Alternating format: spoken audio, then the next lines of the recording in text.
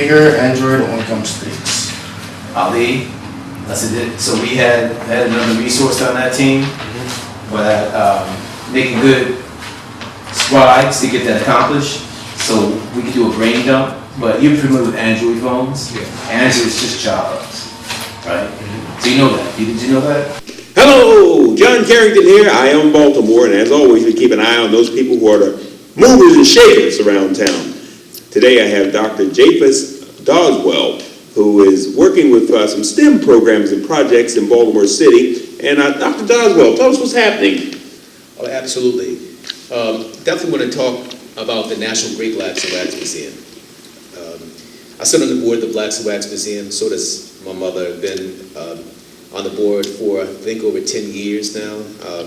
And Dr. Martin, what she's done with the Blacks and Wax Museum, she and her late husband, it's just extraordinary. And I grew up, looking up to Dr. Martin and what she's built as an entrepreneur to build the museum and to even look at its expansion. Also would like to say that, we moved our, the very first Black high-tech incubator in Baltimore to the National Great Blacks and Wax Museum because it's very symbolic. We said we could move it anywhere around Baltimore, but we wanted to make it an historical type of landmark in itself so that other young people that are aspiring to be and even exceed my accomplishments can get their foundation there at the National Great Blacks and Wax Museum in the JUICE lab. So, and it's a cool lab. It looks like what Lockheed Martin used to call, they used to call them skunk works, like these secret rooms where you do some amazing things, and that's how it looks. And the Baltimore students, they like it. We used to have our lab in emerging technology centers over East Baltimore, over at the old Eastern High School. Okay. Johns Hopkins purchased that, the whole building. And the students would go there, they would go between these flags and have to go through security. Wow. And it was a great environment, but I think it was a little intimidating at their young age. This one is like they're walking into the mansion, walking upstairs, no security, not that they know about. There's always security. And they go into their secret lab and they do great work. So I would like to thank Dr. Martin and the National Blacks and Wax Museum for housing us there, but also it is very symbolic for us to have the JUICE lab headquartered at that location. Fantastic. So in our jUXTOPIA Urban Innovation and Cooperative Entrepreneurship Lab, we have some fantastic students that we call JETs, jUXTOPIA Engineers in Training. And for this special team, we have an all-girls JET team from Baltimore, mixing fashion and technology to create a wearable type of unit that can be used in many different applications. That sounds interesting. Now, not to give away any of your trade secrets, because we have people from China watching. Give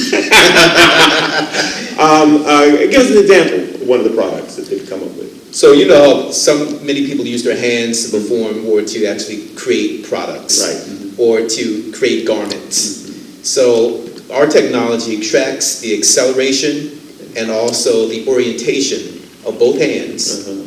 And we have an integrated sensor that tracks the muscle movements. Come on. So for each digit that's administered on some kind of garment or product piece or subcomponent, it is analyzed, extracted, and then sent to a server that's remote. To which artificial intelligence algorithms can then make sense of the information and then determine what activity it is, and then also determine how well that activity is performed. Oh my. So it's many applications ranging from making fashionable clothing all the way to making electronic circuit boards. Oh my goodness. That's similar to that new technology with the remote control printing and creating of objects. You can have a camera design here, and with this machine you can capture the movement, the shape, the textures, and transmit it over electronic lines to another location where the actual object gets created using either a hard or a soft material that will create the actual object. I mean, this is fantastic. I need to take your class so I get the terminology right. I'm doing a great job talking about it without the language. But that's wonderful. How did you get started with this? So, as a PhD in computer science and from Baltimore, Right. it was a long journey. Right. You know, Oberlin College undergrad in cognitive neuropsychology and computer science, and then that was because when I was in the conservatory at Oberlin College, and I thought I could play violin, and when I entered the conservatory and I didn't practice, I was kicked out in 2 weeks. So I decided to do computer science because it was a little easier than classical violin at that time. Then I did a master's in systems and computer science at Howard University, and a PhD in George Mason University in information technology, focusing on artificial intelligence virtual instructors that teach human beings through mixed reality environments.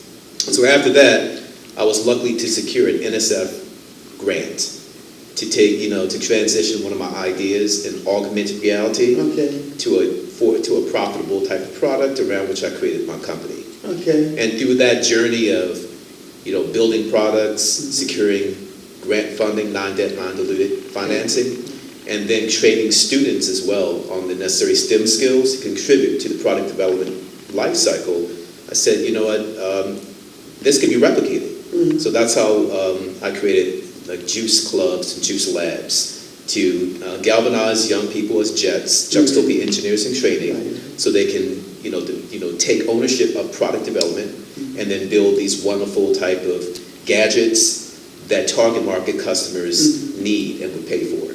Oh my goodness.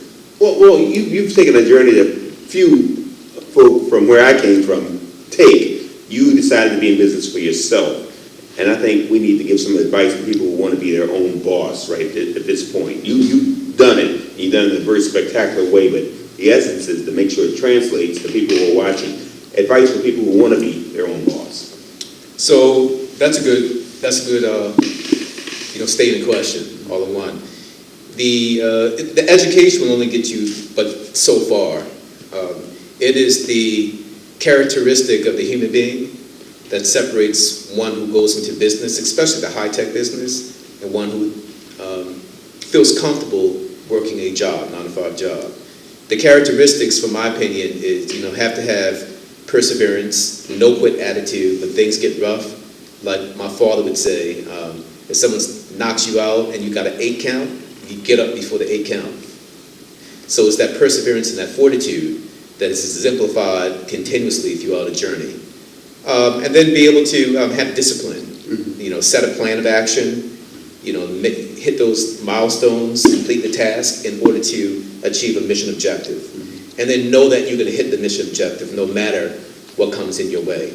And I think if that attitude is demonstrated consistently for someone who wants to go into business for him or herself, then one will succeed at some point.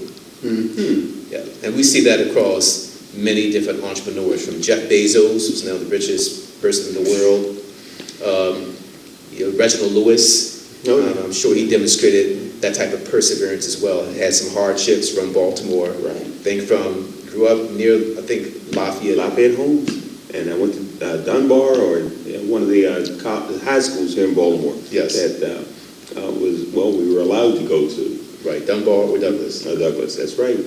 My goodness. And of course, you have that program, jUXTOPIA. jUXTOPIA. How can people get involved with that? Or can you come out and speak about the program to their group organization? So jUXTOPIA, the company, our nonprofit runs the different training programs for the youth. Okay. So we call those jUXTOPIA Urban Innovation and Cooperative Entrepreneurship Programs. The code name is JUICE. Figured everybody likes JUICE. I love it. So our JETs go to JUICE clubs, which are middle school and high schools, or after-school clubs. Okay. They're JUICE chapters in colleges, universities.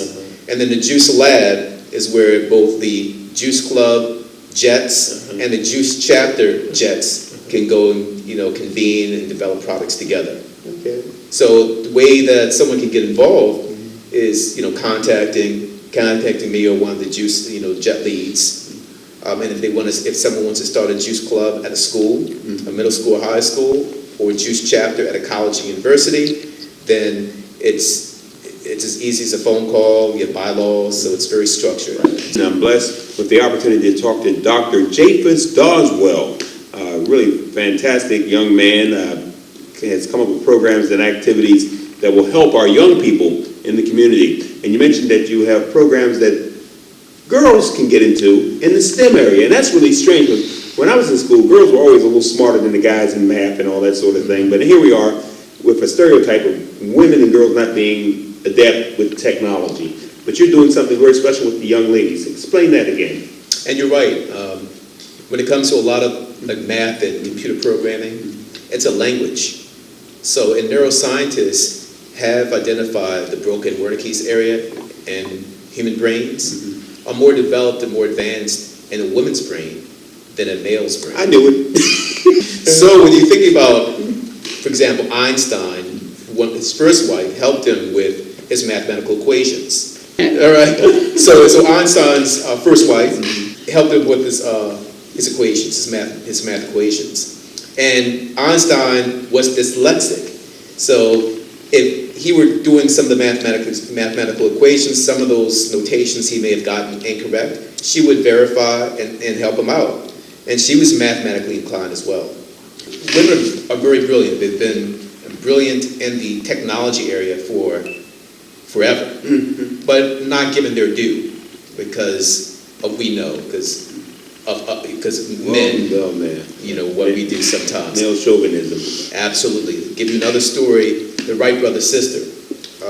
The Wright brothers were two bicycle guys. They were tinkerers, and they didn't have the money necessary to build the entire venture. Well, we know in the juice clubs, we need budget in order to buy supplies, to build products. Lots of times the materials don't work out, so we have to rebuy the supplies multiple times, and that will dig into cash flow and dig into budget.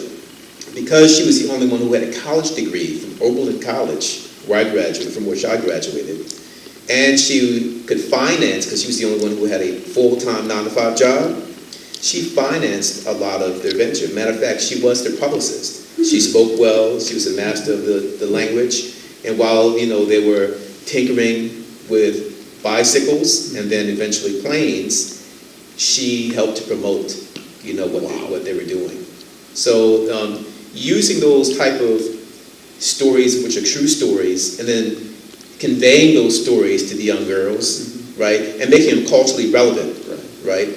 Like Madam C.J. Walker, the very first millionaire, black or white at that time, and the hair industry, and other stories like that where women are powerful, making money, and then doing something STEM related, because hair was chemistry at that time, and that's what she pretty much focused on. And she started franchising. And so these stories give the girls an increased self-esteem that they too can do it, and then even further advance the field of electronics. So the technology is e-textiles, electronics interwoven within fabric. I can get my mind around that. I like it. So you imagine you have a dress, someone's modeling a dress, the dress lights up. Oh, my. Using nanotechnology, you say maybe the dress is yellow one day and blue when you say, you know what, I want my dress to be blue. Speech recognition, you know, directed color change based on nanomaterials integrated within fabric. So this is the future, and the future is here. So many fashion design companies are starting to look at e-textiles, different chemistry to change fabrics, different colors, or having different characteristics, called smart materials or metamaterial. And it's a mixture really of science and fashion, and that's what the girls are really doing research on and building products around that type of technology. Give me a success story, something that started out in this project, and then you outlined it, you got the funding for it, and you finally seen a fruit as a result of the effort. Give me a success story. And so the success story is prototype. So with the National Great Blacks and Wax Museum, you know, they received funding from the Associated Black Charities and jUXTOPIA is a subcontractor for an e-textile type of project. So we recruited girls from Baltimore, mostly in high school, but some middle school, young ladies, all African-American young ladies that decided they wanted to become engineers. Okay. And the product is an e-textile project interwoven into a wristband, and the wristband would be worn by someone to perform a hands-on type of activity. Why is that important?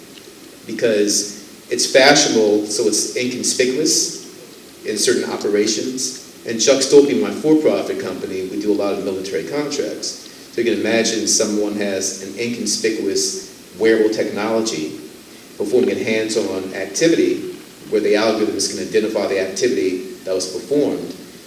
That prototype has wide-range implications in military operations. People don't do what you expect, they do what you inspect. They have body cameras on police officers. Give that same officer an armband, and you'll know exactly what he was doing with his hands. Absolutely. And then people who are looking at it may not realize that it's technology-based. Yeah. I tell you, that's fantastic, man. And you're right on the cutting edge of that, because this is the first I've even heard of that concept. There's so much going on. You mentioned Star Trek. How much of this is science fiction that's now becoming reality? E-textiles has been spoken about, probably within the last 20 years, but technology had to become miniaturized. It had to be conductive. Right. Now we have 3D printed electronics that assist with this. So technology had to catch up to some of the Star Trek or sci-fi thinking, but usually it's the sci-fi concepts that help give hope to what's to come. Right. So, a lot of it did start with sci-fi thinking, but now we're at a time where what I just described is here. Right. Dick Tracy had a wristwatch that he could talk to. He could have a picture on it. We had it. The cell phone you carried in your pocket one time. If you had a mobile phone, that meant that your car had this antenna attracting lightning strikes. Right. I think Reginald Lewis had one of those. That was your mobile phone. He had a mobile phone like that, right? But this is wonderful. If you could go back 10 years and change anything in your life, would you? And if so, what? I think I would do the same thing that I'm doing now 10 years ago. If I had to change anything at all, that's a great question, because it makes me think now. I don't know, I think I would pretty much do the same thing I'm doing right now. Maybe a little different with different types of people, but it would definitely be a similar journey. All right, now, you've made this presentation to audiences, I guess, all over America, really. In fact, your whole idea, your concept is worldwide, really, what you're doing. Are you available to come out and speak and share what you do and how people can get involved and inspire others to follow in the footsteps that you're trying to lay down for them? Absolutely. One way that we're getting the word out is that the National Institutes of Health just funded my company to put on a conference called the HBCU Eradicate Economic and Health Disparities, codenamed HEED, HEEHD, like all these acronyms, I tell you. Our engineering folk, right? We have all these acronyms. Right? But the HEED conference, the purpose is to help HBCUs, historical black colleges, universities, to create biomedical innovations from within their own respective labs, to commercialize and prototype biomedical related products, create a significant number of patents from their inventions, and then license the patents to minority companies so that together there is a cooperative type of entrepreneurship facilitated by the JUICE network that I just described. Well, you better give us some contact information. Is there some number or website that people can go to get more information and follow up? Absolutely.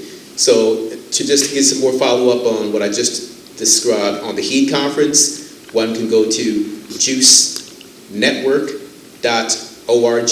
That's juice, like the juice you drink, network.org. And follow the links to the conference called the HEED Conference 2019. To get more information about jUXTOPIA, one can go to jUXTOPIA.com. That's JUX, T as in Tom, O as in Oscar, P as in Paul, I as in Indigo, A as in Apple.com. Okay, this is Japhus Doswell. We're going to take a short break.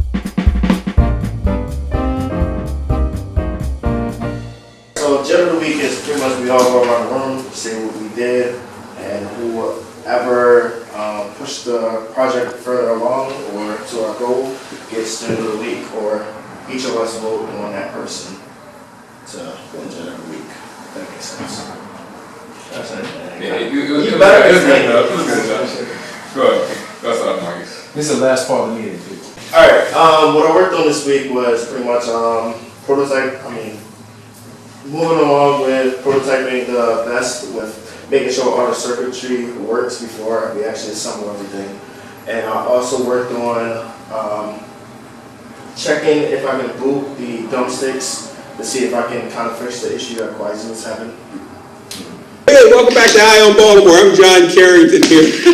And one of the things I love to do is understand where people come from. Because sometimes people don't know how much you know until they know how much you care. And so this gentleman has a very humble background. I'd like you to kind of share with us your background. Yep, inner city boy, Baltimore City, born and raised. Not Baltimore County, but Baltimore City, some would say. What side? East side and west. All right. I used to play the violin, so I would travel from east side to west, back and forth on the 22 bus. That's right. With a violin in my hand. Yeah. So I got a lot of practice on defending that violin. My mama said, don't let anybody take that violin. So that's what put me on my martial art path. All right. In my early years. So yeah, it's been great. It helped me. Baltimore gave me the training to give me the character required to be an entrepreneur. Hallelujah. If I grew up coddled, or I didn't have those early childhood experiences to defend myself, to learn how to physically fight, and to understand fear and to deal with that, then I wouldn't been able to be the entrepreneur that I am today. All right, well, the result is spectacular, sir. I'm impressed. You have your PhD in neuropsychology? And PhD in information technology, but my undergrad had 2 degrees, cognitive neuropsychology and computer science. So boys and girls who are in the Baltimore City public school system, there are some things that are very positive and productive that you can do. And one of them is to be involved in music programs, be involved in the sports and athletics programs, but more importantly, do more reading on your own. What happens outside of the classroom is going to have a powerful impact on you. Absolutely. Your musical talent. Yes. Talk a little bit about that. Okay, so my mother sings opera, so I got an advance early on. So I think when I was 4, she was playing Chopin's Prelude, and I would be on the keys, on the upper keys, on the 88 keys, on the standard piano keyboard, trying to play what she was playing, and I developed an ear for music. So she was my very first piano teacher. She used to taught me the scales. She used the pedagogy of putting the notes on the keys, so you know what the middle C is, and that started my music. That started my music training, and then at 6 I started playing violin. So by the time I was 14, by the time I was 12, I was playing music recitals. I was at the Apollo when I was 15, won first place playing Careless Whisper, George Michael, with a band that we called Future Dynamics. It was a drummer, saxophone player, Vonzel Sonderland, the saxophone player, Prentice Vincent, the bass player, Daniel, and then I played keys. And then I was in a band, a music group, a singing group, sang lead, backup singer. This guy who's passed away, one of my childhood friends, Charles Franklin Jr. He was the lead singer for that, and had a good time. Thought I was going to be a musician growing up. Thought I was going to be John Legend before John Legend. Yeah, so those are some good times. Those are good times. And dance. I choreographed dance pieces. I actually lettered at City College High School in modern dance. Man. And then when I went to Oberlin College, it was just a natural transition because it has a great music conservatory. I did I choreographed dance pieces there, and also there's so many musicians at Oberlin. We just vibe with one another musically. And so the intent initially was for my computer science degree to pay for my music career. So what I did, and here's the trick, now I'm telling you all here's the secret. The secret is, I wasn't as great in mathematics as I was in music. I was just naturally talented in music. I had Irene Kohlmeyer, Cecilia Sugang were my violin teachers, and they were so strict, and they only demanded the propensity for perfection. Right. My other educators didn't really have that type of, focus on perfection. So I was going to be a musician. So I had to hack my brain to turn one of my, what I considered a weakness, into a strength. And hence did a PhD in my weakness, not in my strength. And so now the creativity of the foundation I received in music that gives me the creativity that I use today to develop products is leveraged so that I can develop products probably better than a lot of other people that develop similar type of products. Man, oh man, oh man. There'll be never another person on the face of the earth with your combination of talents, skills, interests, and exposure to a environment. You're the one. You're the original, man. You're really something. I think there are others like well, no, not the combination, man. You mentioned pedagogy. That's the theory of how children learn. Andragogy is how adults learn. Right. And you mentioned pedagogy as the piano being made so that a child can understand it. And as a result, you got really good at music. Right. So children and adults learn at different paces, they learn in different ways. And what advice do you have for our students? There's schools reopened and there's students who need to do things to be good students. What advice do you have for them? The advice I have for students is, students and parents of the students, get apprenticeships. Don't ever think you don't have enough information in order to do something that you like to do. And I know the STEM area may sound kind of nerdy to some, or it's not cool, but take it from me, I was a musician with the Apollo, played all around Baltimore in a band, and decided that I fell in love with computer science, which was not my original intent, but I found the creativity in this other tool. The other thing is I would give students that God gives us the gift of creativity. Human beings find instruments to express it. The computer is no different from a piano, guitar. It's just another instrument to express creativity. The pencil in your hand or the pen, you're doing mathematical equations on a tablet. The mathematical equation is an expression, just like rap lyrics are expression as well. So find the associations with that. Do something unique. Find your niche, and never think it's too early to start with if you're thinking about entrepreneurship, your entrepreneurship endeavor. So that's what I would have to say. Japhus Doswell, you're the greatest. Please return to On Baltimore. We need you as a role model. We need you as an inspiration to all of our viewers. I want to thank everybody for watching On Baltimore. I'm John Carrington. This is my special guest, Dr. Japhus Doswell. And hey, I'll be looking for you again on On Baltimore. Music has a profound effect on the mind, right? So whenever you hear music, it triggers the amygdala, which is like the emotional center of the brain. So we have music to motivate the players to keep moving forward during the game. Victory! Congratulations.